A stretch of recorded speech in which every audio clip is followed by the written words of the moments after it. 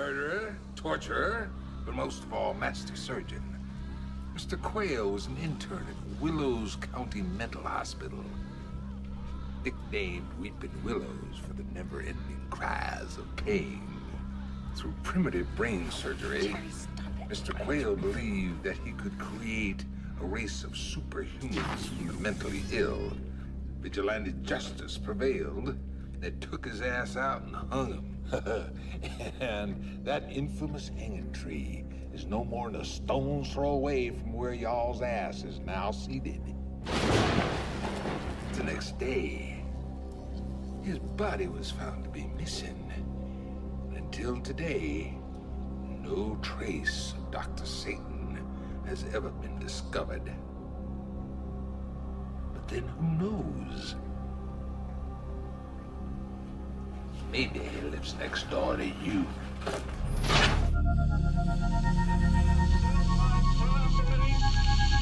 That the only thing we have to fear is fear itself. No.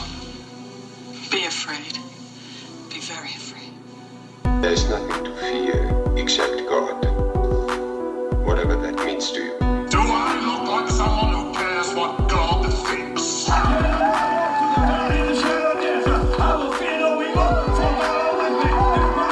Why do I say this? Because we got Holy Ghost power! You're listening to a podcast exploring faith and fear, what scares us and what saves us. This is The Fear of God.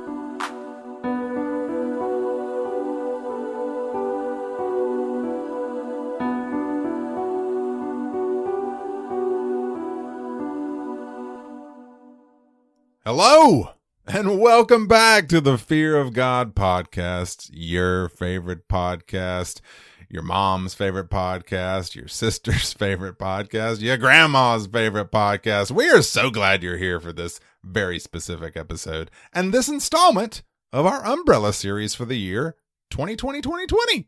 To know what that is all about, go listen to our pre-cap episode, which is not about Steve Rogers at all, from the end of January for some deeper insight. But basically, you guys are voting on your favorite horror films from the last 20 years, and we are covering one from each year. We began with Shadow of the Vampire, representing 2000, then Donnie Darko and Steve Beckley, first-time guest, continuity guru for 2001, and last week featured 28 Days Later from 2002. Speaking to you right now is one of your hosts, Nathan Rouse.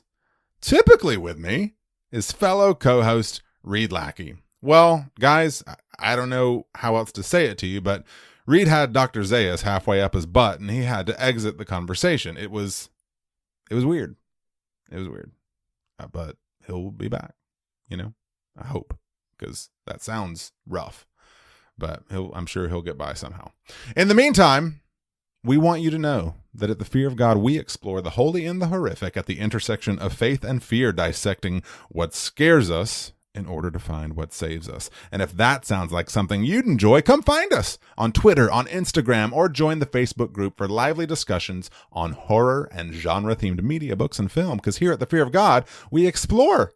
We don't explain, except for right now, when I'm going to explain that you can listen to the Fear of God podcast on Apple Podcasts, Stitcher, Spotify, Overcast, CastBox, and anywhere else, such as Captain Spaulding's Museum of Monsters and Madmen, that podcasts are found. While you're at it, subscribe to us on your favorite platform, and also, and especially on iTunes, leave us a 5-star rating and or glowing review. Although I guess maybe it's not even called iTunes anymore, just Apple Podcasts. Who can keep up? To find us on the web, visit thefearofgodpodcast.com, where you, yes you, will find a blog, an episode archive. You'll also be able to purchase merchandise from the show. See fellow foggers in their Fear of God merch on t-shirts, mugs, cell phone cases, pillows. Reed! Hey, buddy. You're back. You okay? Hey! I got no idea what to do. I'm sitting here. Maybe a wince of pain or something. I don't know. I'm sitting here trying to I could do this, I could do that, and I was like, this movie is so all over the place. I don't know what to do. That's all good, buddy. It's just Planet of the Apes joke or something. Read. Dr. Zayas, Dr. Buddy. Zayas. Did you ever see the... Dr. Zayas. Of course I did. Wow. Okay. Well, I mean, like, okay. Well, I'm proud of you. Was that I'm proud of you. So, yes. Was that The Simpsons? Yes, it was. It was. Yeah, It's the Simpsons. okay. The Planet But of yes. the Apes. It's like, have you seen the Planet of the Apes, the musical? The musical or the planet? And then, and then they sing the Dr. Zayas, Dr. Zayas. Yes, it is great. He can talk. He That can reminds talk, me he can of talk. that- I can sing. This is a really dumb tangent, but on Disney Plus, that stupid show, High School Musical, the series. Like, come on. How stupid do you right? How dumb. Well, like, speaking of Planet... Get out of here. Well, and speaking of Planet of the Apes, like, I heard a lot of jokes we mutually do, love the trilogy, the Matt Reed, Sure. reimagining of it. Yes. But they were joking about, like, Dawn of the Planet of the Apes of the, like, it's just all of the... This is very wordy titles. But anyway. So... Hey, Riri. Hey, buddy. You, my friend, are my running mate this election year. It's us. It's me and you. Yes. You and I together. Yes. There's the song. We. I feel like a song's about to be burst out Dr. here. Zayas, But Dr. did you hear, Read, Dr. Zayas, Dr. Zayas, up your butt. Last week. I'm in the butt. It was... Wow. So much happening right now. Did you hear, Read, last week I made reference to Michigan, Missouri, and Mississippi, the 3 M's of the primary. Oh, indeed. But it was too early to call Washington, Idaho, and North Dakota. But Riri, it is no longer too early to call Washington, Idaho, and North Dakota because those primaries happened. And yes, we won. Wow. We are so popular in Idaho. That is wow. You know I what? didn't- That is pretty amazing because I didn't even campaign there. Like, it's just, Yeah. that's just- Well, that's hey, just natural. turns out that's kind of the way to go this time around. It's Indeed. It's when you spend billions of dollars and win American Samoa. We got God love the Samoans, but they make a hell of a Girl Scout cookie. But we Riri are the candidates to beat this year. Broke down the Wow. entire population. They make do they make a mean cookie. Like, oh boy. Hey, if I had to be known for something, like, there are worse things I could be known for than making a great cookie. Yeah, I mean, like, I was going to go on the Idaho with the potato thing, but no, like, the Samoan cookie is so much better. Like, that's so much better. It is. Yeah. So, you know what else is better? What? What you watching? There's a song. What you reading? Dr. Zayas, Dr. Zayas. Oh, what you listening to? Listenin to. What are you? Well, what are you? What are you? Caca. Yes, I am continuing to watch Schitt's Creek.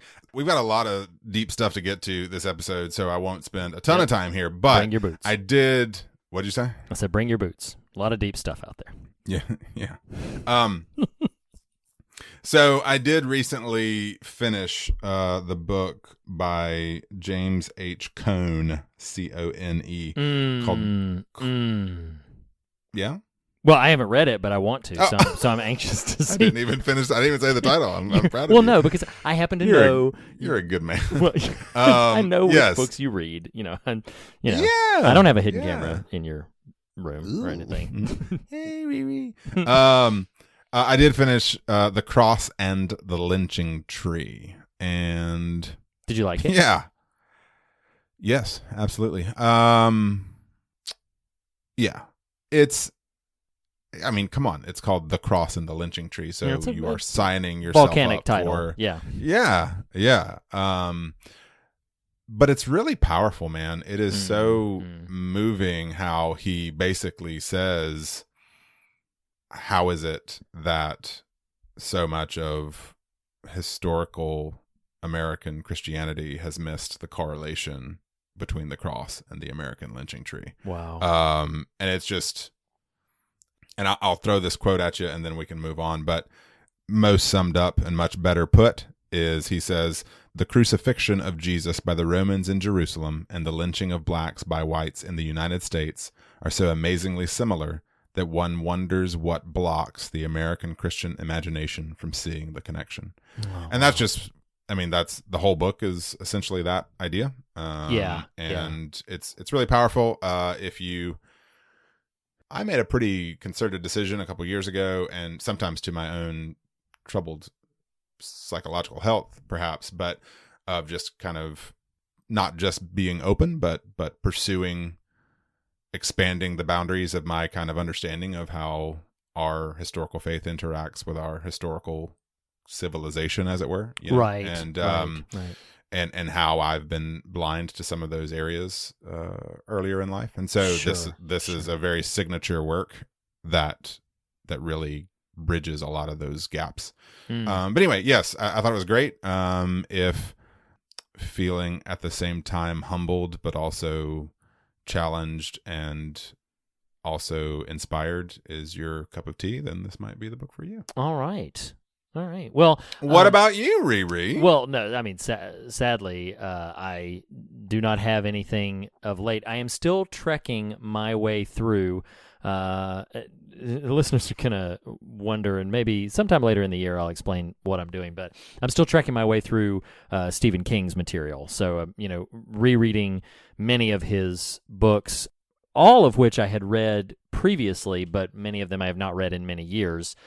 Most recently, I just finished his book, which was published as the quote-unquote final Bachman novel, which was Blaze. Did you ever read Blaze? No. Yeah, it's quite good. It's brief, particularly compared to his work. Blaze isn't the Guns book, right? In other words, like, is that the book that Guns is referring to? No. Rage is the book. Right. Rage, Guns Blaze. is referring to. You can kind of see where I got confused there. But no. So I'm continuing to just sort of truck my way through Stephen King's material and having a lot of fun doing that. And so the most recent book as of this recording that I had just finished was finish rereading Blaze, and really enjoyed that. But that's all I've been reading. So with I'm glad you're reading. Well, yeah, exactly, because evidently I didn't for some time, to my surprise. But what you watching? What you reading? Nothing. What are you listening to? Read. You know what this moment makes me feel? What? Because all the little sing-songy we're doing. Yeah, what? I'm just really excited for today's episode because Are you? Yeah. I am. Like, you educated me 2+ years ago, or whenever that was, that we covered Eminem's Stan and Bad Guy, about the value that can be found when we cover songs and music. So I'm really excited about today's episode. Like, I didn't really know that's where 2020 would take us, but here we are. So I sent you those notes, and I'll start here. It's to share with people what we're covering. The part where it says, "If I had a highway, I would run for the hills. If you could find a dry way, I'd forever be still." Hey, Nathan. But you're given this is the great part. Nathan. You're giving me a million reasons. No, Nathan. Give me a million reasons. Yes, read. Those are the lyrics of "A Million Reasons" by Lady Gaga. That's right. The lyrics of "A Million Reasons." Yes, that's what we're doing, right? No, dude. No. I mean, today we're going to be covering. Okay, dude. I hate when you do this. Like, you love to do these pivots, but you like change things on the fly. Like, if you go listen to the Dissent episode, we're in the middle of it, and at the end of it reads like, "Oh, by the way, different movie." That was jokes on you, Nate Dogg. So, good news for me is I prepared, and you know what? Okay. I thought Reed's probably going to do this to me, so I can roll with this. So I pull from a lot of different sources. In this case, we can do It's in My Tribe, or Our Time in Eden, or The Unplugged, which is just really great. It's not the lyrics of "A Million Reasons." No. Wait. Now you're just naming the albums of 10,000 Maniacs. Yeah, they're great. Nathan, listen. Springsteen wrote for them.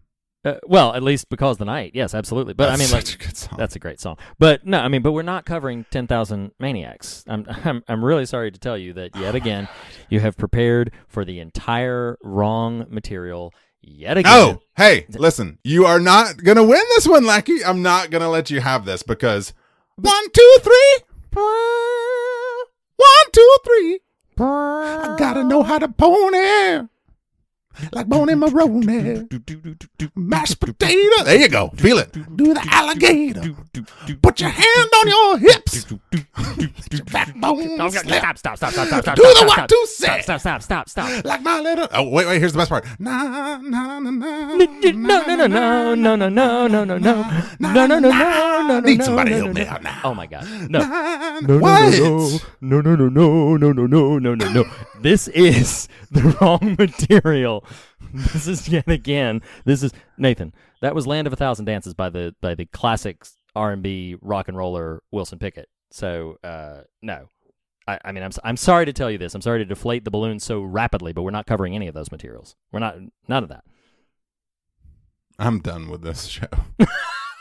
I'm taking my mic and going home. So we're not doing the lyrics of A Million Reasons. We're not covering the albums of 10,000 Maniacs. We're not in the Land of a Thousand Dances. No. Well, what the hell are we doing, Reed? We are in fact covering, as part of this installment of 2020, the Rob Zombie directorial debut film from 2003, House of a Thousand Corpses. That's the one. Those others are way more fun. Yeah. I mean, look, come on. There's very little more fun than Land of a You Thousand can see Dances. how I could get confused. You said we're going to do the thing of a numbered thing, right? Like, it can make a little sense. Sure. When I mean, yeah, okay. I mean, I thought I'd cover my bases. And you're just kind of following suit from 28 Days Later, like it's like, oh, we're just doing the number thing. Like I get it. I mean, I understand. All right, well, listen, Reed. While I kind of gather myself, you got to reassess. I get it. And go quickly watch this film that apparently we're now covering. Why don't you remind listeners about what 2020 is? Okay. Because clearly it is not a look at the work of Lady Gaga, 10,000 Maniacs, or Wilson Pickett. No, it's not. It's not, as a matter of fact. No, what 2020 is a look at your top 10 favorite horror films as voted on by you, the listener, starting with the year 2000, making it all the way up to 2020. If you want to know how to participate in that and have not done so yet, you go to thefearofgodpodcast.com. You click on the very bright red banner up at the top. That'll take you to the page where you can vote in each of these year's surveys. You will be asked to select your favorite horror films from that year, and we will tally the lists together and give them to you. As of this recording, you only have a couple more weeks to vote on the last half of this particular phase of 2020.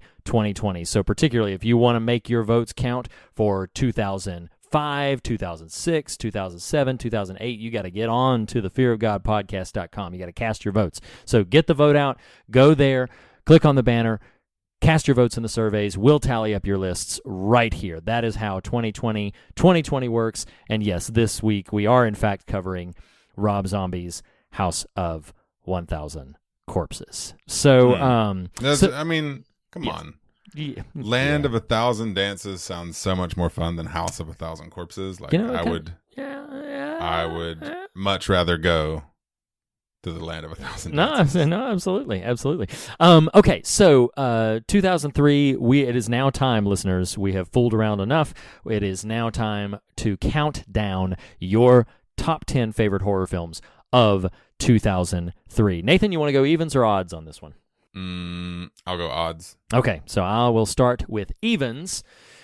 Your number 10 favorite horror film of 2003, surprising me quite a bit, is the Texas Chainsaw Massacre remake, which was directed by Marcus Nispel. It stars most prominently Jessica Biel, produced by Michael Bay. So that gives you some indication of its tone and quality compared to the original. But number 10, the Texas Chainsaw Massacre remake. I have actually heard in recent years a couple of people say, and they are in the minority, but I was surprised that they even exist. Some people say that they prefer this to the Tobe Hooper original. I am not in that camp. I think the Tobe Hooper original is an excellent film, powerful film. But I have heard some people recently claim that they prefer this one to that one, which surprised me. Huh. Have you even seen it? I know you've seen the original because we covered it. But. I have not seen this one. Okay. As a matter of fact. I mean, it is certainly, if people like their films graphic and gory and a bit grimy, then it certainly fits that mold. But no, I don't particularly care for it. Okay, well, I just need you to know I'm starting to feel the energy again. So okay. I'm kind of over my sulk. Well, that's good. It was going to be a really dull episode. Then we can't have that. So number 9, Reed, is the film Underworld, starring Kate Beckinsale, directed by Lynn Weissman. Mm-hmm. I have seen this. Do you like it? No, not at all. No, I don't like it. I don't really. Scott Speedman. Is he in that? Yeah. Is he in that first one? And Kate Beckinsale, of course. Right. Yeah. That's what I just said. Well, yeah. That's about all there is to say, really. Just. I remember being so perturbed at how aesthetically dark the film was. Not thematically. Yeah, or you can't see a substantively. thing. No, it's very, very dark. So this spawned 17 sequels or however. People love this movie. I don't understand. And listeners, I apologize. This is going to be a list populated by some films I don't care for. A couple I really like, but some films I don't really care for. I feel bad kind of trouncing on the listeners' top 10 favorite horror films list, but 2003 was a bit of a rough year. And I do not care for Underworld. I don't know how it has garnered the following that it does, but it's got its fans. It's really got some people who champion it and enjoy it and clearly keep seeing it. Hey, more power to them. Yeah, for real. Number 8 is a film that we almost covered, but then we started watching it and then backed off of that. But Alexandra Aja's, I believe, directorial debut, High Tension, which if you go back and listen to our Speaking in Tongues episode, the episode on Eyes Without a Face, you will hear the story of how we almost covered High Tension. I don't have much more to say about it other than what's said on that episode, because since that time, I have actually not gone back to finish watching it. So I've never seen this one. This is the first entry in all of these lists we're making that I have not seen. I think I would be interested in finding a copy of this that was actually the subtitled version. I mean, sure. As much as that initial scene early in the film was a turnoff, probably even more than that was just terribly dubbed stuff. Yeah. Gotcha. So yeah, I'd be kind of curious about it. Next up the ladder here, I have not seen, but I am interested in. It is recent Best Director, Screenwriter, Picture winner, Bong Joon-ho's film Memories of Murder. I remember, I think I told this story on the Parasite episode, that I had picked up a promo of this when I worked in my retail days. I watched it then. I have really fond memories of it, but not strong or distinct memories. I just remember liking it, and I have been anxious. So you kind of have memories of memories. I've just got memories of memories. It's a very layered thing, but but yes, Memories of Murder is a film that I remember enjoying, but have not revisited. And with Bong Joon-ho's recent sort of attentiveness and he's in the public eye, I've been wanting to go back and revisit that film and see how I feel about it with some different contexts. But I remember liking it quite a bit. Number 6 on this list is a film I have seen, I own, I love tremendously. It is Identity by James Mangold, who is a director I don't think gets as much credit as he deserves, because he's directed some really strong films. I haven't seen Ford versus Ferrari, but I heard Ford versus Ferrari was very good. Got nominated for a lot of awards. He directed Go ahead. I think he's well respected. Yeah, 3:10 to Yuma, which is a film I do greatly enjoy. I feel like he's kind of Logan. Yeah, Logan. Oh, absolutely. Yeah. He's kind of cut from the same cloth as like a Jon Favreau, where he's the director that when you hear all of the films, most of them highly beloved, that he's directed, you're like, oh, wow, he's just got a great career. He's just really, Well, what's hilarious is, to your exact point, I didn't know he directed Identity until I saw this list. Oh, wow. Yeah, exactly. And do you like Identity? You've seen it, right? I have seen it. I actually remember not liking it that much. Gotcha. But to be fair, I've only seen it the one time. And I think part of it was I just didn't care for the kind of twist ending of it. Oh, interesting. And so okay. I haven't rewatched it since then. Gotcha. I apologize for cutting you off. I'm very No. fond of it. There's a world in which I would try to maybe make a pitch at some point for us to try to cover it. I really do enjoy it tremendously. It's got that great sort of like 10 Little Indians vibe, all these characters collecting and then just one by one start getting taken out. And I'm always fond of those kind of what's really going on underneath the surface of this frightening scenario. And yeah, there's a lot I really enjoy about that film. I like it quite a bit.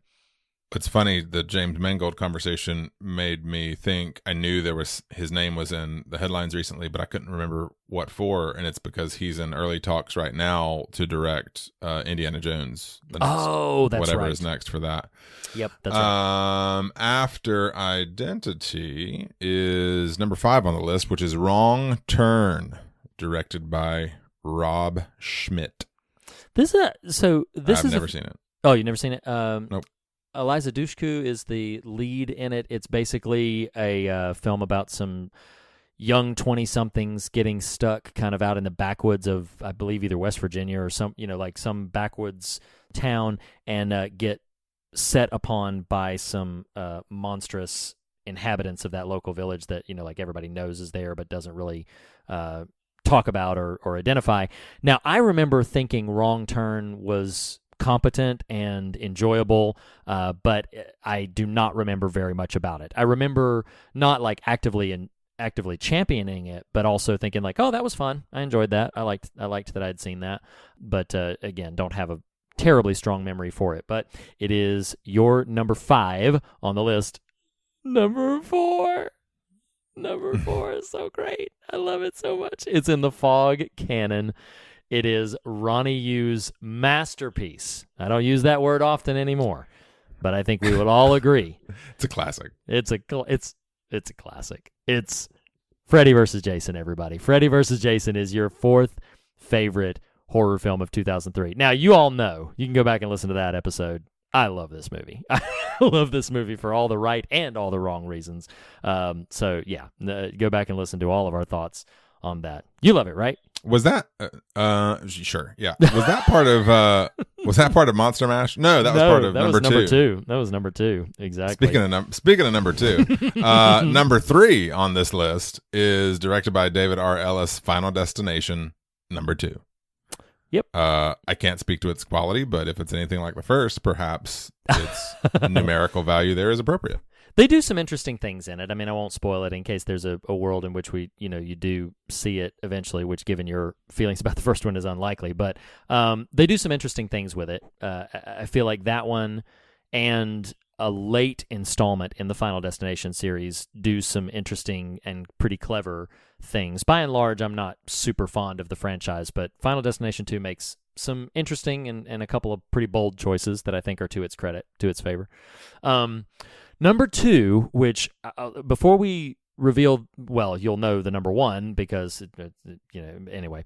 Number 2, number 2 was neck and neck. The tightness between these two in the voting and the ranking was pretty intense, like right up until basically we cut it off. And honestly, makes me wonder if we had cut it off at a different time, if this would have been our number 1. But it is a South Korean film by Chan-wook Park.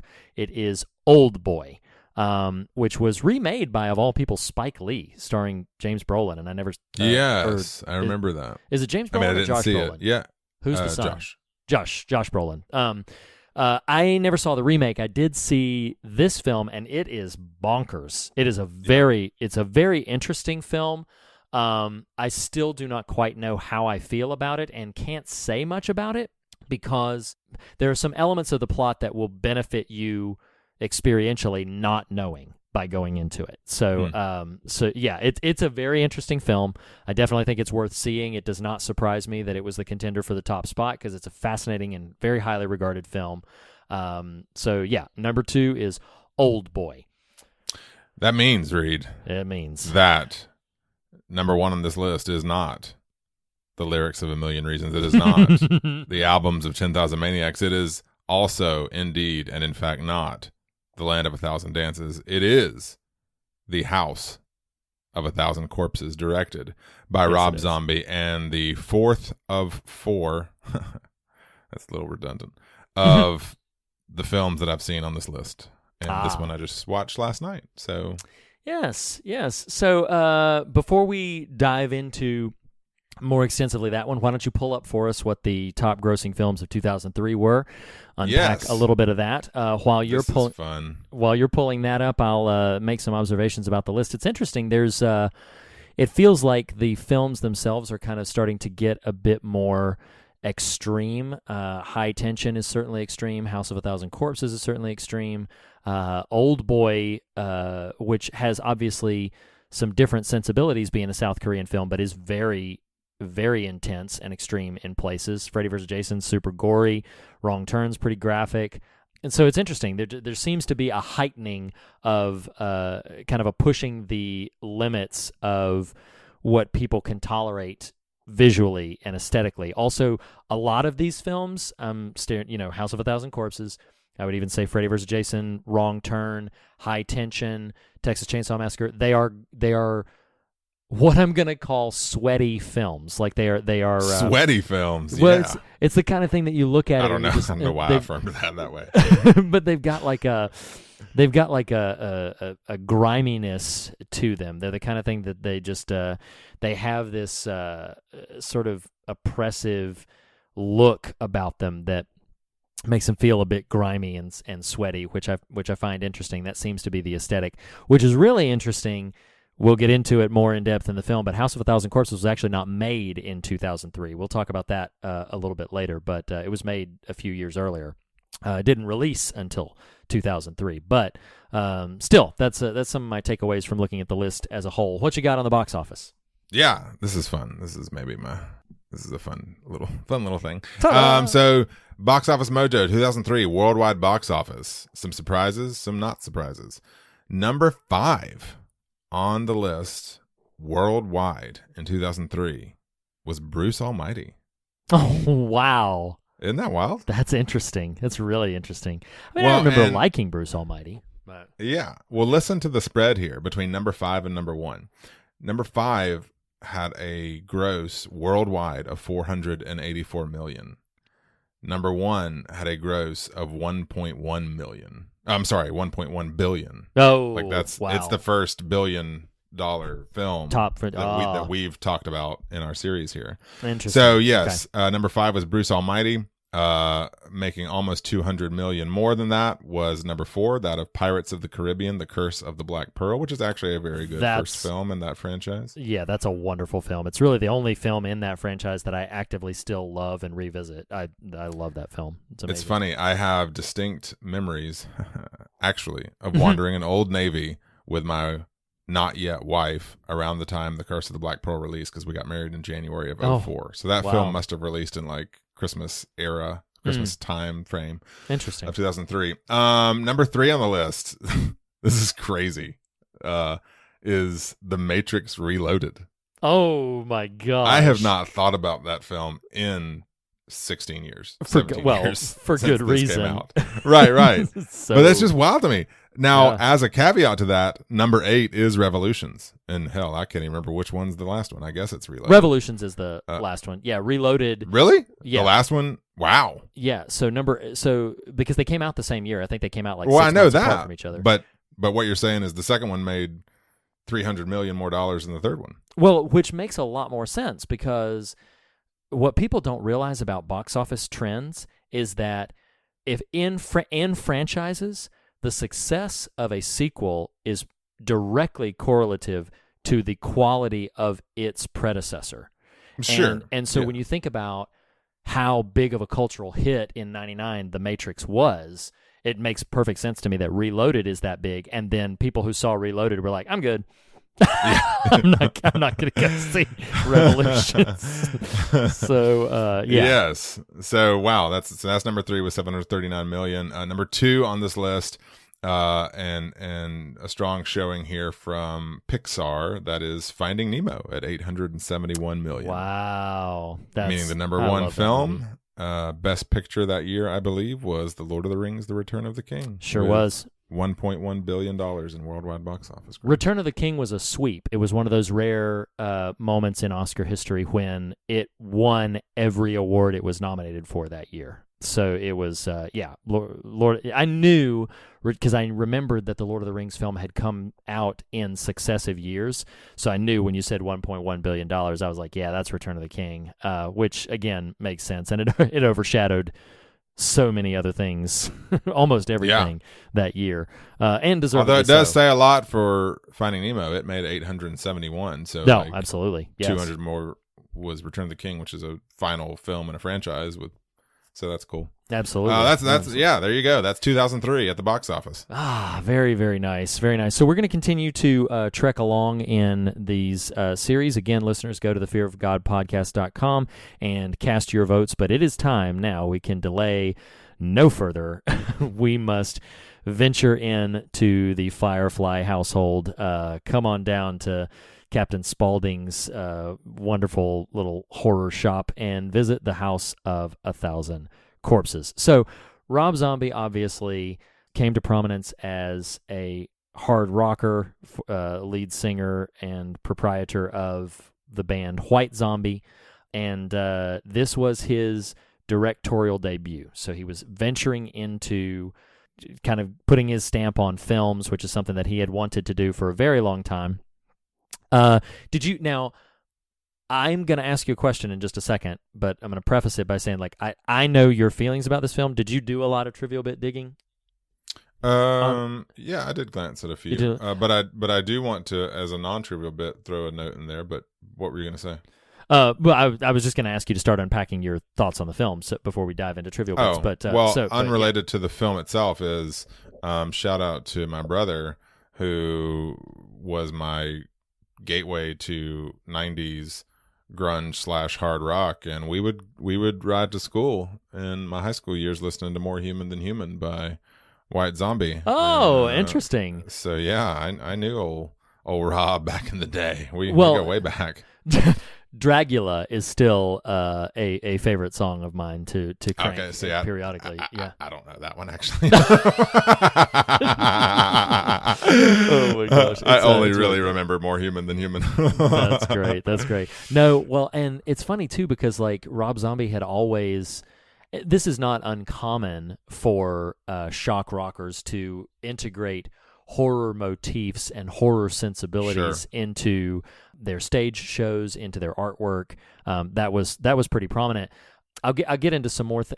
Maybe now's the appropriate moment to it. What impresses me about Rob Zombie, listeners, if you listened to my chat several months ago with Bill Oberst Jr., who was recently had a brief role in a Rob Zombie film, we talked a little bit about what's fascinating is Rob Zombie is very rooted in kind of old school classical horror sensibilities. Like he is a huge fan, and obviously so if you're paying attention to horror films of the 1930s. And like he's also a really big fan of just films from the 30s in general. And so he's interesting to me in a number of different ways, but one of the ways is that he is so affectionate towards much older sensibilities than some of his peers. And in fact, the name White Zombie is from a Bela Lugosi film from the 30s. Like that's an old film. And so there is a ton of references and call-outs in his work, both in this one and in future of his films, directly coming from that era culturally, which, again, I just find interesting about him as an individual. But, yeah. So what'd you think of this? Well, I'm going to two notes there. One, despite what will come off as a big Elmo GIF shrug towards this film, I do actually. I'm not versed enough in Zombie's work to be able to speak to quality or not. But in terms of just, I do applaud the guy's sort of Renaissance approach to a broad swath of expression.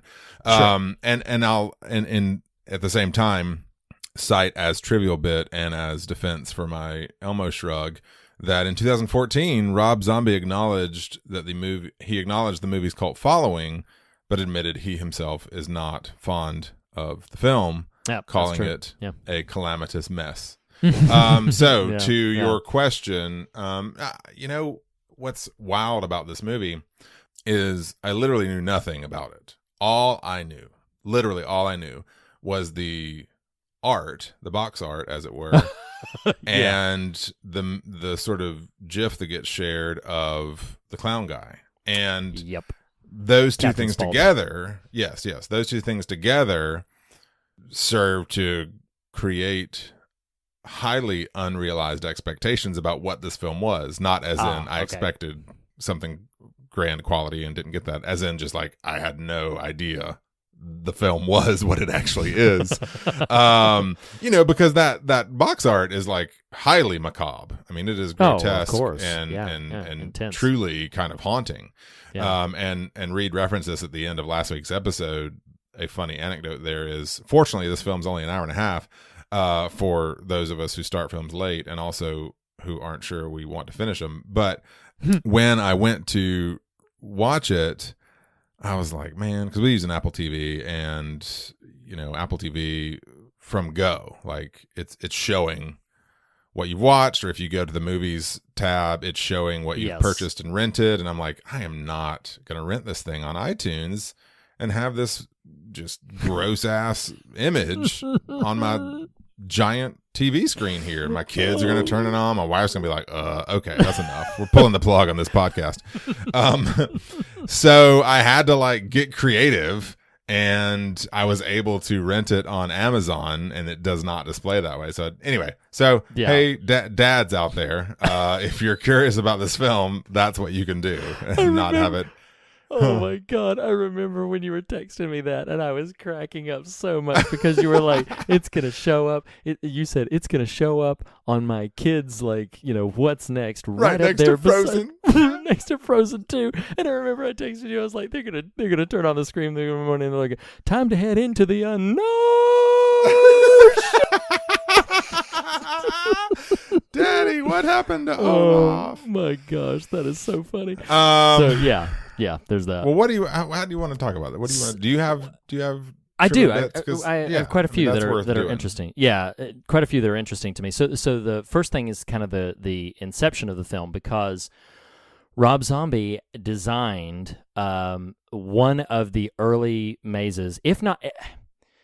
Here's what I know. I know that Rob Zombie designed a maze for Universal Studios Halloween Horror Nights, which you and I went to. Mm-hmm.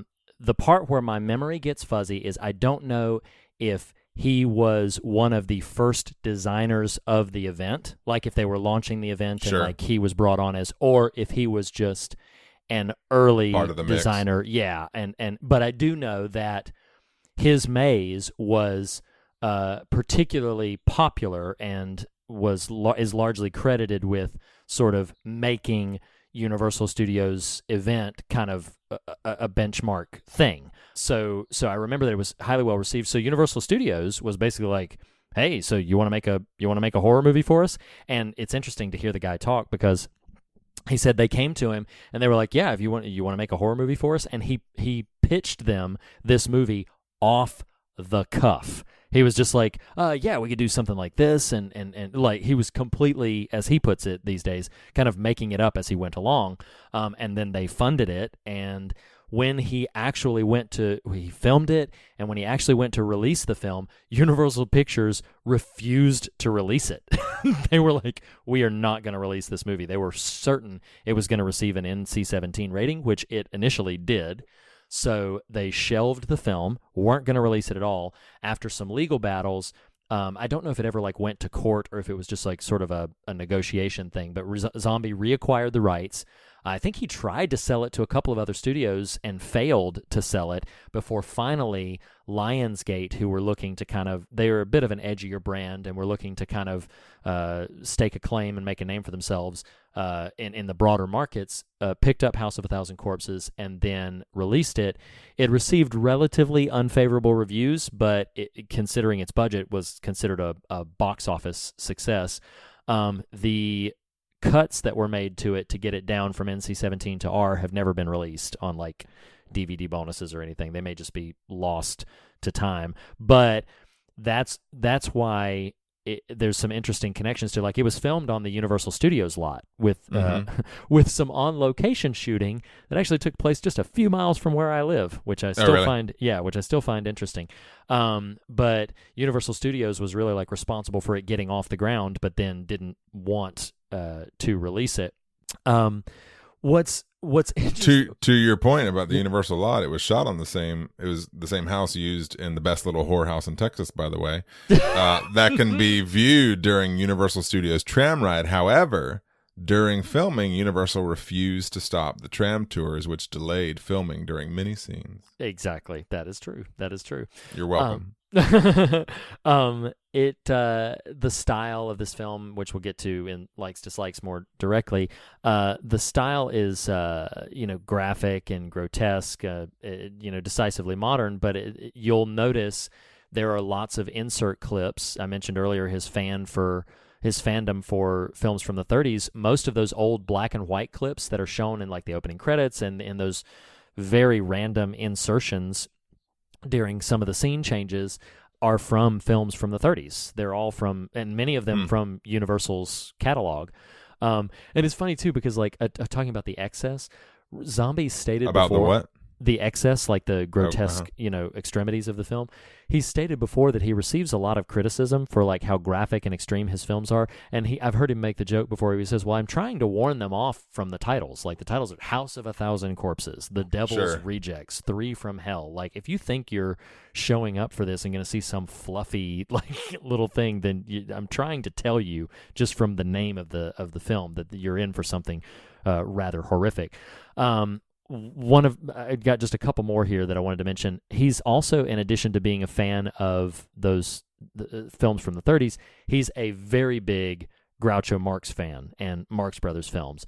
You may not have known this unless you dug it up in your trivial bit, but so many of the characters are actually the names of characters from Marx Brothers movies, including Captain Spaulding and Otis Driftwood and Quentin Quayle, Rufus Firefly, which this main family is called the Firefly family. And Rob Zombie has been trying for years. I would be really interested to see this movie. He's been trying for years to get a project off the ground that would be a non-horror film taking a look at the last days of Groucho Marx. And I would be really interested to see, because he's only ever made horror films. And so I would be really interested to see how he would approach material like that, if it would sort of scale back some of his more extreme sensibilities and tendencies. I don't know. It'd be really interesting. The last thing that I wanted to mention was you had sent me a text, said... oh, boy. Well, no, I forget your exact wording on it, but I remember you sent me a text that basically was like, this movie so badly wants to be the Texas Chainsaw Massacre. Like, it's so badly or I forget, you said like something like Texas Chainsaw Massacre with a paint job or something. I can't remember exactly how you phrased it, but it is interesting to me that Tobe Hooper, the director of that original, was a very big fan of House of 1,000 Corpses, which meant a lot to Zombie, because Zombie was, cited Texas Chainsaw Massacre as a direct inspiration for it. As a way to kind of pivot us into likes, dislikes a little bit, I do find it interesting. This film predates both Saw and Hostel, which are more prominently credited with starting the kind of the subgenre of horror known as torture porn. But I think this film makes a decent case for being a bit ahead of the curve on that. Like it's there's no way anybody could say that it was influenced by those other two films. If anything, it would be the reverse, which I find very interesting. But I'm curious to know, I've been talking a little while, curious to know, like, just, I don't know that there's really much to unpack, but tell me a little bit more of just your experience of watching this film. Because like you said, like you went into it sort of not really knowing, so start digging into a bit of your reactions to things, because I'm interested. Well, my summary statement after watching it and pondering it today is it feels like a movie made by a horny 15-year-old boy.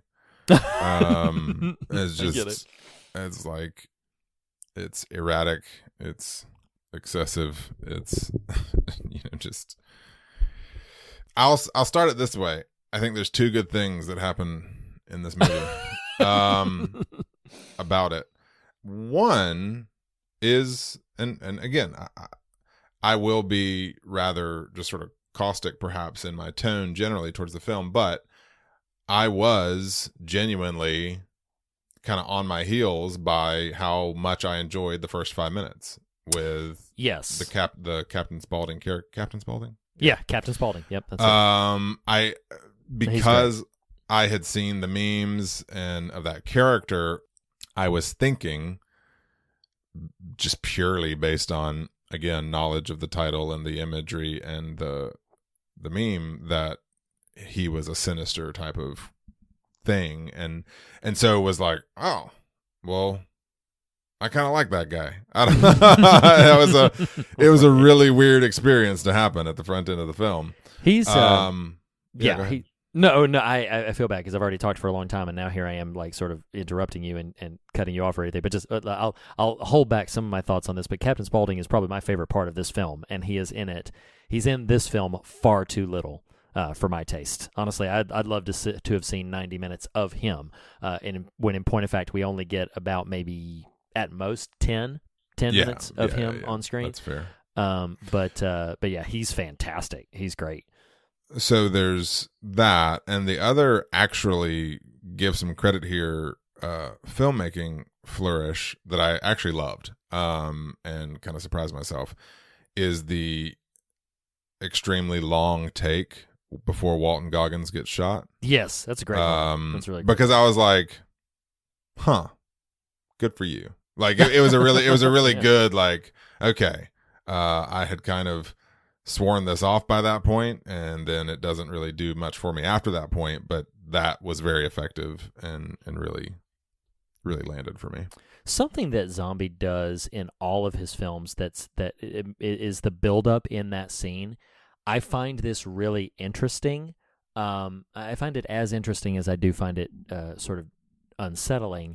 Is he will, in every film of his that I've seen, that I can recall at the moment, he will have a scene of rather graphic violence set to a very lovely old classic kind of oldies tune. Like that is scene, if you'll recall, before the long shot before Walton Goggins gets shot, they're stumbling upon the massacre. The police officers and the father of one of the victims are stumbling upon the massacre, and while they're all kind of being taken out and being shocked and grossed out by what they're seeing, and it is intense and gross, there's this jaunty "I'll remember you" tune, which is really very lovely in different contexts, and that juxtaposition I have always found very interesting about his stylistic choices, because he repeats that in a couple of later films, if not in all of them. He repeats them in several of his later films, a scene of sort of something very visually disturbing while you're hearing something very pleasant and upbeat to listen to. The first time I saw this was many years after it was released. I was always a bit put off by the cover art, and I was like, look, I love horror films, but this seems like it's on some sort of different level, and I'm not sure how I feel about this or if I'm ready for it. So the first time I saw this, a group of friends of mine and I from our church decided to get together and have a Bible study about it. I'm just kidding. That's not what happened. The true parts are, it was some friends of mine from my church who were also horror fans, and we were like, I think it was Halloween one year, and we were like, let's do a double feature. Let's just go for it. And so we got House of a Thousand Corpses and The Devil's Rejects, which was the sequel to it. Now, I'm one of the most self-professed horror fans in that group of like a dozen people. And I remember the first time I saw this, this was like in 2008, and I was incredibly disturbed. I was really upset. I'm like, oh my God, I don't know As what I'm the into. person who gathered the Christians to watch Dr. Satan. Exactly. And I was like, I actively disliked it. But what's really interesting is the sequel to it, The Devil's Rejects, is in many ways, in fact, in most ways, it is even more graphic, uncomfortable. It is more grotesque. Like it in many ways, it is actually far more extreme than House of a Thousand Corpses. But there is a direct pivot in tone that, like, this film, you can tell, like, it's very frenetic. It's very it's almost disjointed. It's like this menagerie of different scenes that don't all coalesce quite well together.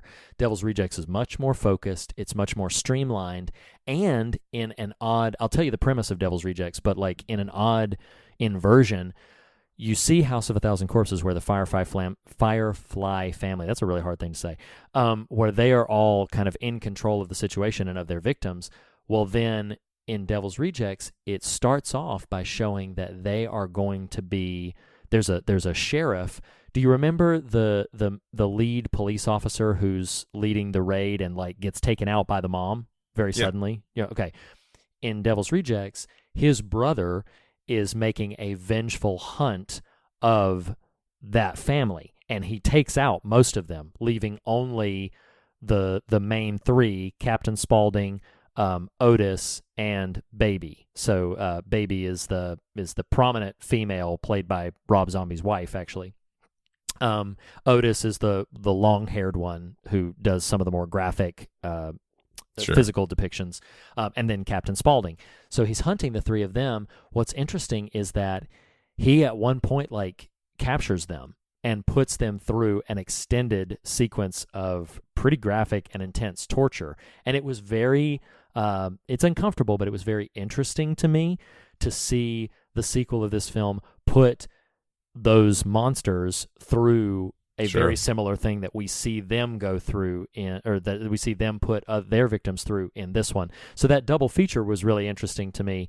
In retrospect, I think when I've rewatched this film, I found some more to appreciate about it. I mean, like you kind of said, there's an appreciation to be made of somebody just sort of being bold and putting their all into just throwing whatever they can up on the screen. There's something kind of exciting about that. It doesn't translate in an effective, cohesive viewing experience to me, but it's something that I kind of admire just for its audacity, if nothing else. Well, and like,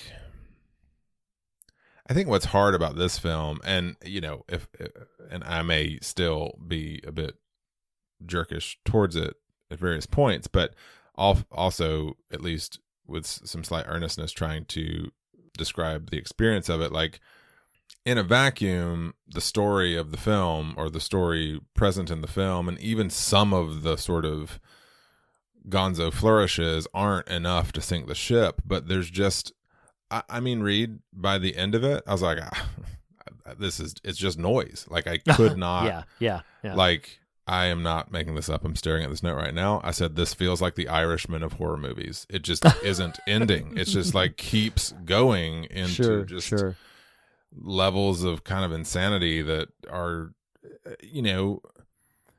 like, it is a horror movie for sure. But in terms of, this is what I mean by not getting what I thought based on imagery. Like, by the end of it, I was like, this is just, it's not scary. It's just gross and weird and kind of like, there's some decent kind of creature design at the very end, but sure. I think I'm opening a bigger door than I meant to, but like, there's just not a lot to point to of like, here's some quality here. And I don't even mean quality like high art. That's not what I'm saying. I just need like a few decent performances, Sure. It's just, they're just not there. Man. They are just not there. And why that's hard is, and while I'm still no expert, I have grown a great deal in 3 years in my understanding, if not appreciation, but also appreciation of the genre itself. When I can 30 minutes in be like, oh, this is your Texas Chainsaw Massacre, but right. None of these things are really that captivating. These characters aren't interesting, and I can't tell if the film thinks they're interesting and they just aren't, or if they're kind of in on the gag too. And I don't know. And I think a major problem that I have with the film is, does that make sense? Oh, it totally does. And in fact, yes, anding you a bit, like, Zombie really struggles with characterization, and where he succeeds is usually with monsters. Like he's like his most interesting characters. You talk about like Captain Spaulding in those first 5 minutes. Like his most interesting characters are the ones that in most horror films you are supposed to be afraid of. Like the ones that are perpetuating these terribly violent acts. Those are the ones that he seems to really be able to sort of tap into something interesting. Like the victims and I guess supposed and like protagonists are obnoxious and irritating, and they're not likable in the slightest to me. I feel bad. I'm not going to beat up on the guy, but like I actively dislike Chris Hardwick. Sure. Like I don't care for him for what he brings to the table. It is not my cup of tea. I actively dislike his performance in this. You even have Rainn Wilson, who I love from The Office, Dwight Schrute in The Office. This was like several years before that, but well, I say several. It was a few years before that. But I can see the distinction. Thank you for that clarification there, Reed. Sure. But yeah, I feel like Zombie really struggles. You know, he remade Halloween, John Carpenter's Halloween, which is, you know, a top 10 favorite film of mine, not just in the horror genre, but just period. And Zombie's remake, like Laurie Strode and a couple of the victim characters are not likable to me. Like they're not, they are obnoxious and they are irritating. Well, but see, what is the difference? I'm sorry to cut you off, but you know, that line, because I would say there's likable and there's also performance. Like I don't sure. Like other than is it Sid Haig? Other than him, Sid Haig, yes, yeah. And I while Rainn Wilson isn't really my cup of tea, just generally, I don't dislike the guy, and so sure. He kind of works in this film because he himself is a bit of an oddball. Yeah. But I mean, gosh, you know, I feel bad because it's his wife, but she's not a good performer whatsoever. The long haired, is it Otis? He's terrible. Like, it's which Bill Moseley is actually. He's a kind of an icon in the horror genre. Really? Yeah, has delivered far better performances, I think, than he does. There's just no tension. I don't know. Maybe I'm crazy, but like I watched it and it's just so much happening. I just found zero tension. The glimmer. There was a glimmer of a moment, other than the Walton Goggins shooting, when you think they're fleeing finally, and the people are on the pedestals. It's Otis and the big creature guy. Yes. Like that's there's a moment where I'm like, oh, this is kind of, oh, never mind. It doesn't last long. It does not last long at all. Yeah. Well, and I was trying to articulate for myself. I'm like, what am I not getting here? And I did write down, like, it just feels real empty. Like, it's not. It is weird, yes, but it's not like scary.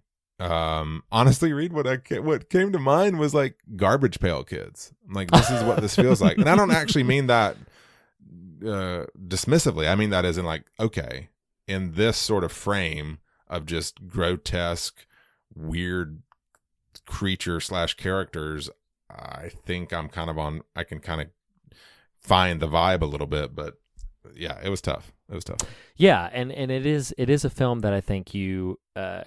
What's funny is we've said often that we talk about you have to be on the wavelength of a film, and this is a film that I don't even know, like, to your earlier referencing of Rob Zombie's own quote about it. It's like, I don't know that even if you get on the wavelength that you're gonna find you're going anywhere. Like it's an experience of just throwing everything at the screen and into the story. Honestly, I'm sorry to cut you off. Honestly, and this does just feel like I'm staring at Daredevil. He's on my windowsill, and he kind of gives me my. Aww.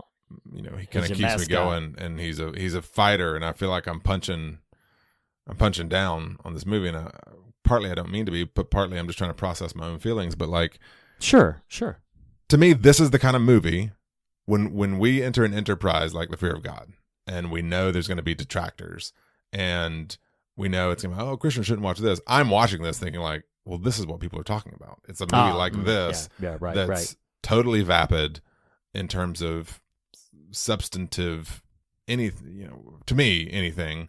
The Right, characters right. aren't that interesting. Where it was most profound to me was the terrible old guy doing his whatever routine, his stand-up routine or whatever the crap it was.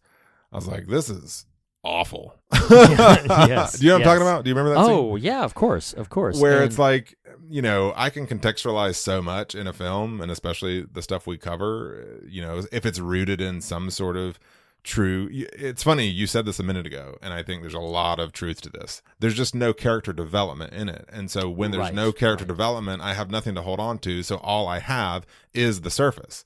And the surface Right, of this right. is really gross and Mhm. yeah. Yeah. Not fun to hold on to. No. Well, what's ironic is like that, because Rob Zombie's made about half a dozen films now. I've seen all but one of them, and I keep feeling like, and I'm just going to say it the way that I think about it. I don't have a ton to unpack in the moment, but he strikes me as somebody who is so.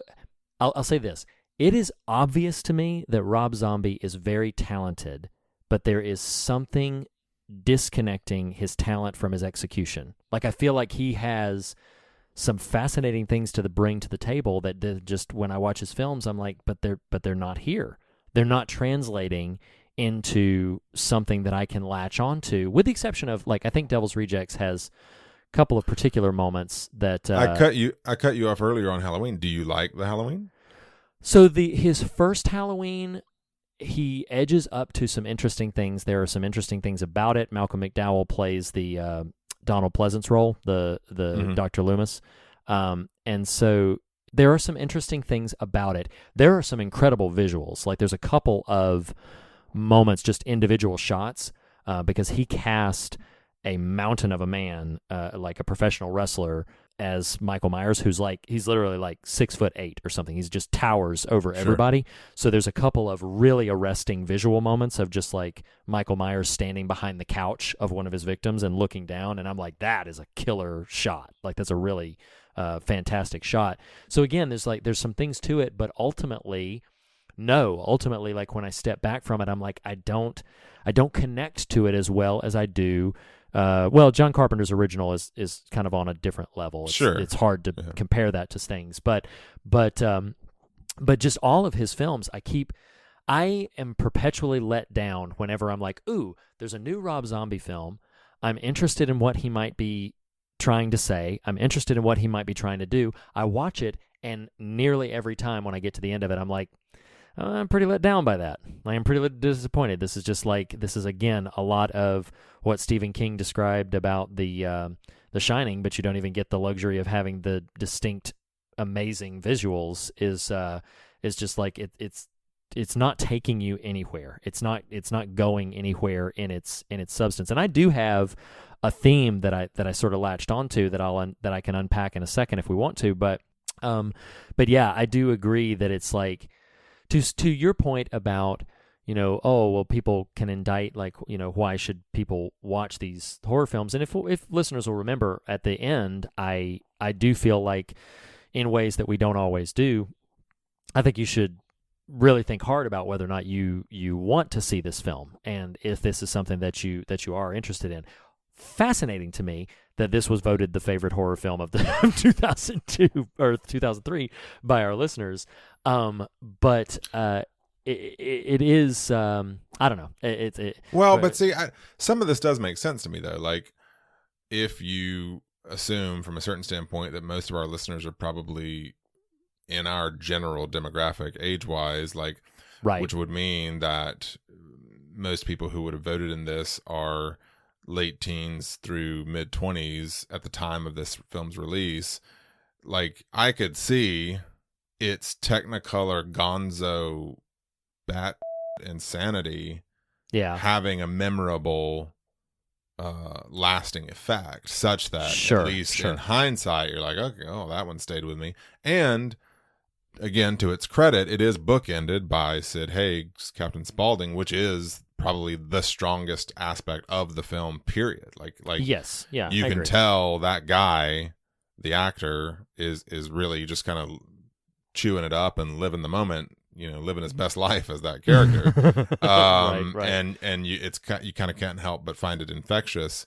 Oh, yeah, I agree. You made a point a minute ago about the talent, and this may be a false equivalence here, but or a wrong usage of this word. But what came to me when you said that was, it feels like there is a lot of talent and not a lot of skill, not a lot of discernment in when to deploy what. Like because when you just fire on all cylinders for an hour and a half, everything you have. It, like, again, for me watching this, by the time it was over, it was like, I don't even know what I watched. It was just noise. It just became right. There's a bunch of grotesque imagery. There's some folks in crazy rabbit suits for some no apparent reason that I could discern or remember. Like it's just because it's so unrelenting, it zombifies me. It's like I'm numb by the end of it to whatever it might be after. Yeah. And so I think, again, this is the only film of his I've seen. But I will credit the auteur nature of his efforts as an artist. Just wonder, I mean, on Donnie Darko, we talked about the producer's cut or whatever we call it versus the theatrical cut. Like just knowing, having that sort of objective point of view to lend something to the proceedings that takes you from a numbing hour and a half to maybe an interesting hour 10 or whatever. But sure, you know what I'm saying? Like just absolutely. finding something more with some more gravity to it. And by the end of it, I was like, because I'm with you. You made the point about the monsters, like the creature design. I got pretty lost by the end of it. Like, is the masked guy Dr. Satan? Is the spider creature thing Dr. Satan? Right. No, the Dr. Satan is the Dr. Satan is the one who is visualized operating on Chris Hardwick's character. At the end. I thought that creature design was fantastic. I was like, okay, that's pretty cool looking. Yeah, I mean, it's awful, but no, I get it. If you, and I get it. You don't want to lead with that, but like a film of these creepy subterranean monstrous whatever that thing is, that's kind of cool and interesting. Sure, of course, giving me the annoying starlet the whole time. I was like, oh my god, this is anyway. No, I understand. Sorry. No, I understand. I want to say one more word, just singing the praises of the late Sid Haig. So he has been acting since like the 70s and had softly retired by the mid 90s, and it was just kind of out of prominence or whatever. His casting in this film, brief as his role is, rejuvenated his career, where he started showing up in a bunch. Astute Fear of God viewers might remember him from the first 5 minutes of Bone Tomahawk, where he is David Arquette's buddy, and his name is Buddy, that's his character's name, who gets taken out by the cannibals in the first part of Bone Tomahawk. But he came to that's Haig? That's Sid Haig, yeah. Okay. And he came to a kind of a prominence largely because of his role as Captain Spaulding. It kind of rejuvenated everything. He signed on to do the third film in this trilogy called 3 from Hell, and Zombie came to him and had a big part for him, but Sid Haig was in such failing health that Zombie was like, I can't bank on, I'm gonna exhaust this guy. And sure enough, he cut the part down to where it was essentially a glorified cameo. And then like a few weeks or so after, I think it was a few weeks, shortly after the film was released, Sid Haig unfortunately passed away. But a very charismatic, unique character performer, really adds a lot of what little compulsion there is in the film largely revolves around Captain Spaulding, as you and I both have said. I do have, so I think everything that we're saying about the tone, the general approach, I think that's all valid. I'm kind of content to just kind of leave the general discussion of the style there. I did have one brief thing that stuck out to me thematically that I don't think will take us down terribly many rabbit trails because the film doesn't really prop it up to. But one of the scenes that really got under my skin the first time I saw it, and it's still a pretty upsetting scene, is it's what I call the "Who's Your Daddy" scene. Do you remember which scene I'm talking about? I know the last half of it was kind of numbing for you. Do you remember what scene I'm talking about? Who says it? So it's the moment when, and this will give the listeners an idea of kind of the content of this film. So the main victims are this young couple. One of the daughters in the young couple scenario, the father comes looking for them, Right, and then the father gets taken out, gets killed along with the police officers who are there with him. Well, then the character of Otis in just an extremely perverse scene flays off the father's face and then wears it, and he's wearing the father's face while he is psychologically and emotionally tormenting the daughter. So essentially, like, he's coming and they keep repeating, who's your daddy, while he is, and I mean, it's really awful to think about it. Like, I can't, that really goes without saying, but like, he's tormenting her by wearing her father's face. And, listeners who have listened to me for a long time could probably imagine where I'm going with this, but it's this literal idea of the mockery being made of, in that moment, it's a torture and a torment of like this evil, villainous, monstrous person. I mean, this is a vastly graceless film. I mean that both in style and in theme. It is devoid of grace. It is an image of, it is the image and story of an utterly depraved and nihilistic creation. That is what this film is. And I'm not saying that as this moralistic indictment on it. I hope listeners can hear what I'm saying. I'm using it as a sort of a clinical description, less a moral indictment. There's this manic prophet at one point in the middle of the film, which very randomly just says, like, this is hell. He's got a whole bunch of scriptures on signs and says, this is hell. And the big bad is Dr. Satan. It's real. It's kind of subtle in that way.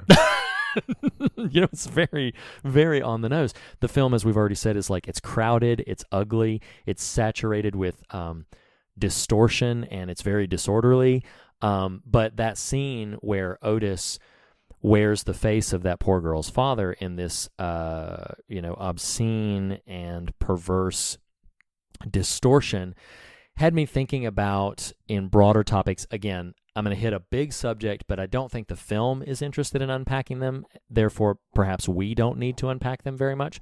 But it made me think about the ways we talk about, like, wolves in sheep's clothing, and made me think about the ways that, like, there are monstrous, wicked, and evil things that are trying to pervert something that would be otherwise good, beneficial, wholesome, and instead, like, underneath it are just these consumptive monsters, quite literally trying to wear the face of the father, wear the face of a benevolent, sort of gracious, and don't get me wrong, I've no illusions that scene is him trying to pretend to be her dad. It just struck me that he's wearing her father's face, and that is a thing. Well, but that's almost illustrating your point, though. It's a perverse mockery of exactly. Yes, and so again, the film does not feel very interested in unpacking anything other than just disturbing you with what you are seeing on screen, which, as an experience of filmmaking, is not an invalid intention if that's what Rob Zombie was going for. It's not really what you and I, Nathan, are as interested in, in unpacking this show. But that is what stuck out to me as, again, indicative of the whole of the film. This perversity, this kind of obscenity.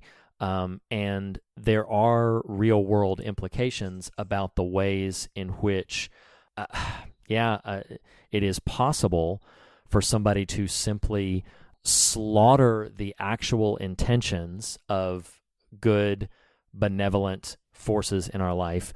Forgive the bluntness of this, but try then to wear their skin in almost a manipulative torment for their own pleasure and for the furthering of their own sort of hellish intentions.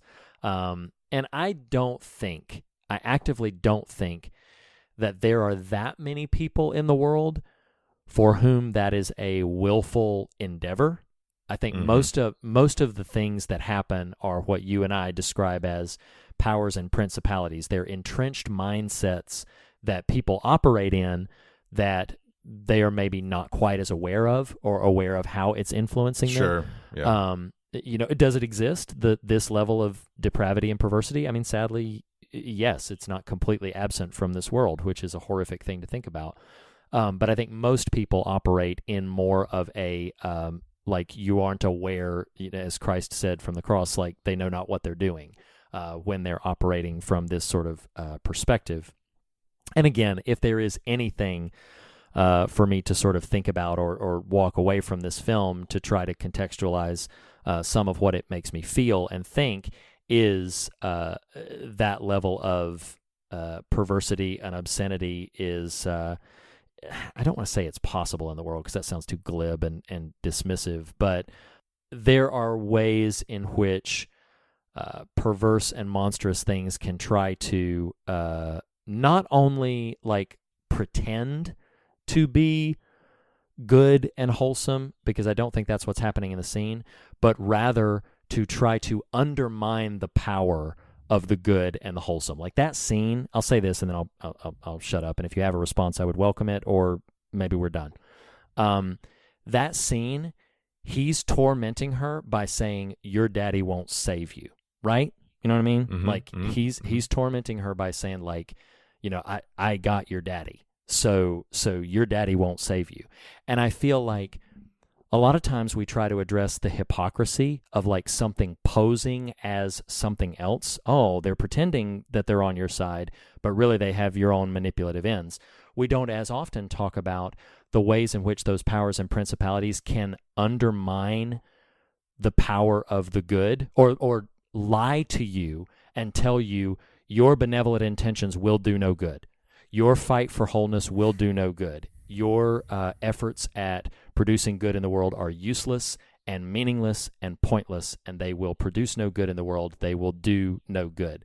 And we don't as often talk about that. We more frequently talk about like the hypocrisy. But that's what stands out to me about this, is he's trying to undercut and saying like there is no good in the world. The Exorcist actor, Max von Sydow, has just recently, as of this recording, passed away. You'll be hearing this much later, but as of this recording, he's very recently passed away. And one of my favorite lines from the director's cut of that film is when they're asked why this demon is tormenting this girl and attacking them. He says, "It is to make us despair, to make us see ourselves as animal and ugly, and to reject the possibility that God could love us." And as benign as I think this film ultimately is, I think about that scene, and I think about the ways that the monsters try to tell us that the good has already lost, and the way the monsters try to tell us that the good has already been defeated, and how hard it is and what important work it is to climb above that and to continue forth in good work and to continue forth in fearing nothing else, despite the oppressive sense that we sometimes get of like, hey, your good is not working. So anyway, those are my thoughts on House of a Thousand Corpses. If you have a response, I'd invite it, but I mean, say what you think. Phony Maroney. Do the mashed potato. We did win in Idaho.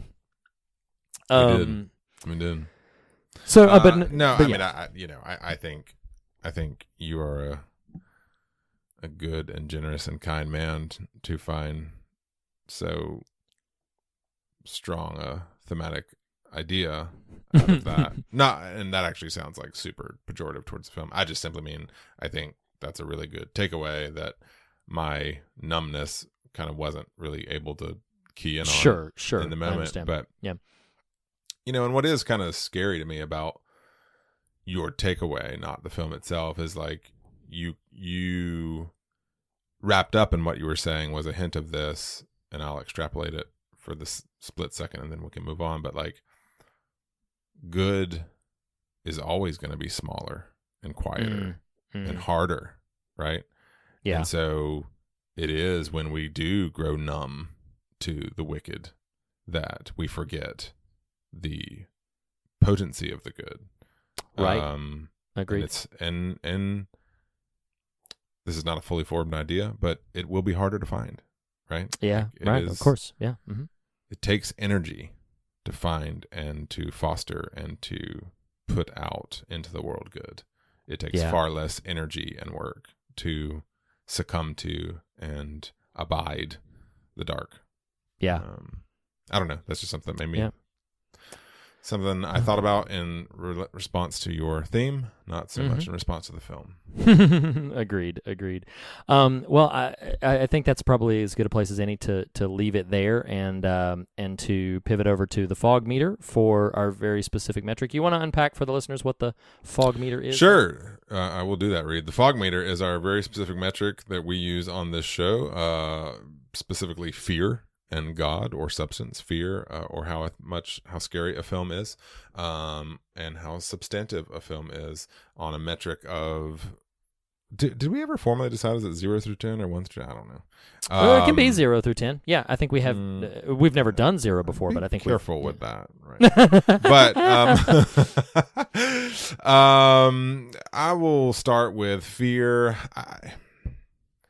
I went in thinking, man, this is going to be rough. I'm going to have a hard time sleeping. I slept like a baby last night. It wasn't long enough, but I really was totally unbothered.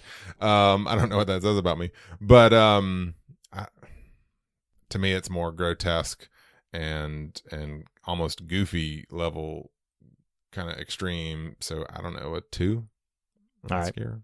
So I'm going to, as briefly as I can, qualify my response here. My very first viewing of this, I was very disturbed, was really upset by it. It would have been very, very high. I will say this, you and I weekly watch scary material, much of it pretty substantive. If a viewer was going to try something and they are not as acclimated as we are to this, I think it could be terribly upsetting. Sure. I can support that. So with that having been said, like I think for like seasoned listeners, no, it's probably not going to be much.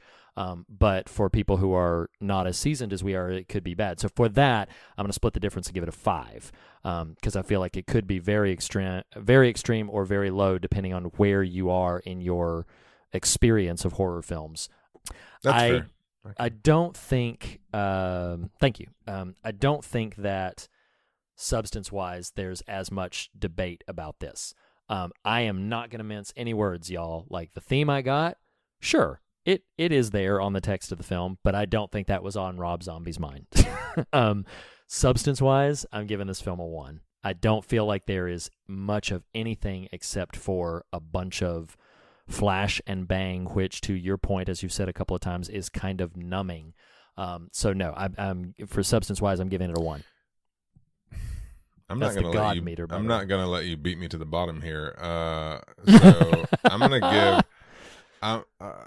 To give it a 0 just feels mean. So I'm going to give it a half star. I'm going to split our difference here because I want to give a little credit to Rob Zombie, who clearly has something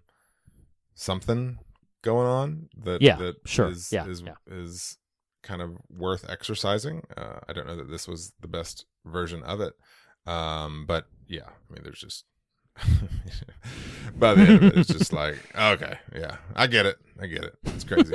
I get it, y'all. I get it. You're good. Stop talking. No, you're good. I mean, press in. Listen, you know what's hilarious is today that this recording day is the day we released Donnie Darko. Yes, and in that episode, I make reference to how I've never not watched a film or not finished a film for our coverage. And this movie tested that. Oh, wow. I mean, during it, I was like, I can turn this off. But I didn't. I went all the way. Okay. Anyway, so yes, that's where I'm at. So what is our score at, Reed? That means we give House of a Thousand Corpses. Clearly, 2003 was a challenging year for horror because the favorite horror film gets a 2 out of 10 on the fog meter. Maybe we just don't. Ratings. Let's be honest. Maybe we don't do enough drugs. You know, that could be it. Because I feel like this movie would change a lot. Yes, if we did. Indeed. more drugs as than we is currently usually do. Exactly. Yes, because clearly we have prescriptions on tap. Like Right. Oh, yours is prescribed. Oh, okay. It got too real. All I of a sudden. love this moment. You're in Reed's mind right now, y'all. He's like, Nathan, you have not offered anything in about 20 minutes, and now you're not letting me finish the show. What is wrong with you? So great. Please take us home, Reed. As is usually happens, by the time we finished our full conversation, this question is pretty obvious. But would you recommend 7,000 Corpses? I recommend you start and get about 5 minutes into it, and then turn it off. I think that opening 5 minutes is fun enough that you should YouTube it. Yeah, because it's fun. That opening scene with Captain Spaulding, which by the way you need no plot for, it is a self-contained scene, and it is surprisingly fun. So if this film had been the misadventures of Captain Spaulding and his store, I would have been on board for that. All right. You know what? Maybe in a parallel universe, that is the film that we get, and that's a shame. I want there to be so much better in a parallel universe than just that. There's an adjustment to this Rob Zombie movie. That's the selling point. No. Our universe has this version of this film. It's like if you ever find the portal to that parallel universe and you're like, oh man, things are going to be so radically different. And you're just like, wait, I got to find the thing that's different. And that's really? It. Like, oh, come on. Yeah. That's just speaking of getting to the end of being disappointed. Exactly. I echo your non-recommendation there. I can't in good conscience recommend the film for those who are diehard horror fans and have always been curious. I mean, if you want, if you want to, but I do not recommend this film to any casual viewer or listener, although as long as you can handle some foul language, that opening 5 minutes is a lot of fun. That puts 2003 in the books. So next week, talking about graphic and everything, although let me just spit out what the film is that we're covering next week. Because I don't know. Yeah, so 2004 is where we're up for next week. And we are finally going to be diving in. It is surprising me that we haven't touched on this franchise, as prominent as the franchise is, in all these years. But we are finally going to be covering James Wan's Saw, the very first in that franchise, which the franchise itself has some echoes of kind of our discussion of House of a Thousand Corpses. But the first film I find very interesting. I've heard that. And so, yes, it is also a film that I would recommend doing a little bit of research and discerning whether you want to see it, because it is also graphic. But unlike House of a Thousand Corpses, there's a lot more to it. There's a lot more going on in it. So we'll talk about that more and many other things next week. So next week, 2004, your top 10 favorite horror films of 2004, and a full discussion about James Wan's Saw. Nathan, thank you for tolerating this film and for having a discussion with me about it. I'm still mad it wasn't Land of a Thousand Dances, but let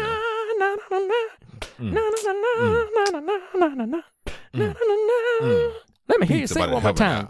Oh, all right. We will see you guys next week. Give us our send-off, Riri. All right. As we say, the fear of God is the beginning of wisdom, but not the end of the conversation. And in that spirit, we encourage you to fear nothing else and be on your way rejoicing. We'll see you next week, everybody. See you guys. Bye.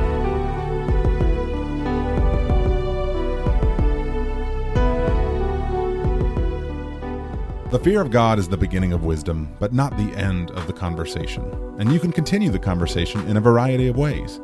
Start by visiting thefearofgodpodcast.com for all the latest episodes and news, as well as for merchandise and how to contact us. You can follow us on Twitter @thefearofgod, on Instagram @fearofgodpodcast, or join the Facebook Fear of God discussion group. Special thanks to Jacob Hunt of jacobhuntcomics.com for our artwork, to Lee Wright and Reed Lackey for our theme music, and to Tyler Smith and morethanonelesson.com for making our show possible. Lastly, be sure to subscribe to us on your podcast platform of choice, and if you listen to us through iTunes, we would greatly appreciate a rating and a review. Thanks for listening. We'll see you next week.